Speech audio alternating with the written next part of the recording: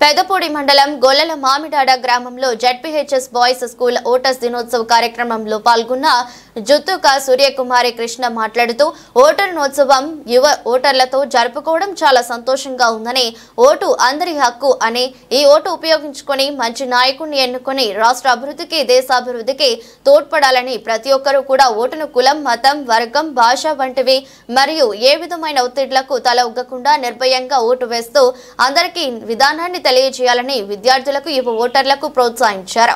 కార్యక్రమంలో పాల్గొన్న వారు ప్రధానోపాధ్యాయులు శ్రీనివాస్, తెలుగు మహిళా అధ్యక్షురాలు జుట్టుగా సూర్యకుమారి కృష్ణ, కమలం, పూడి శివరామరెడ్డి, విఆర్ఓ శ్రీనివాసరావు మరియు బిఎల్ఓలు పాల్గొన్నారు. పక్క దేశాలకు వెళ్ళిపోవడం, పక్క ఊర్లకు వెళ్ళిపోవడం, మన స్థానిక సంస్థల్లో ఎలక్షన్ జరిగేటప్పుడు కూడా పక్క ఊరి నుంచి కూడా ఓటు వేయలేని పరిస్థితులు కూడా ఉన్నాయి. అంటే మీ అందరికీ ఎందుకు చెప్తున్నా అంటే మీ బ్రెయిన్ చాలా షార్ప్గా ఉంటుంది. ఇప్పుడు చదువుకునే పిల్లలు కాబట్టి మాకన్నా కూడా మీరందరూ కూడా చాలా షార్ప్గా ఉంటారు కాబట్టి మీరందరూ అక్కడ పేరెంట్స్ కూడా చెప్పండి. అంటే స్కూల్లో జరిగే ప్రతి విషయం కూడా పేరెంట్స్ మనం అందరం చెప్తాం కదా. అలాగే ప్రతి ఓటు ఇంత మంచిదంట, మనం ఈ ఓటు వినియోగించుకుంటే మనకు నచ్చిన నాయకుడిని మనం ఎన్నుకోవచ్చు.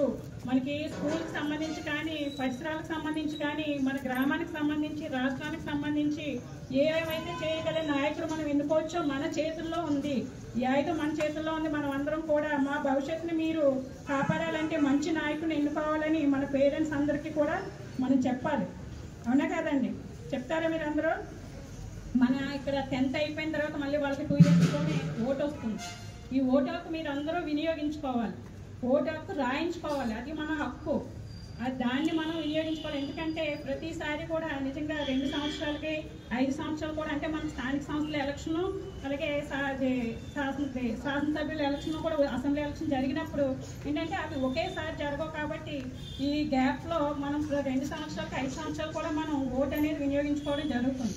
అంటే ఓటు అనేది ఏంటంటే ఏదో ప్రలోభాలకి లోనయ్యి ఓటు వేయకుండా మనం అందరం జాగ్రత్త పడుతూ మన పిల్లల భవిష్యత్తుని, అలాగే మన రాష్ట్రం, మన దేశ భవిష్యత్తుని ఎవరు అద్భుతంగా నిర్మిస్తారో వాళ్ళకి ఓట్లు వేసి గెలిపించుకోవాలన్నదే ఈ ఓటర్ దినోత్సవం యొక్క లక్ష్యం.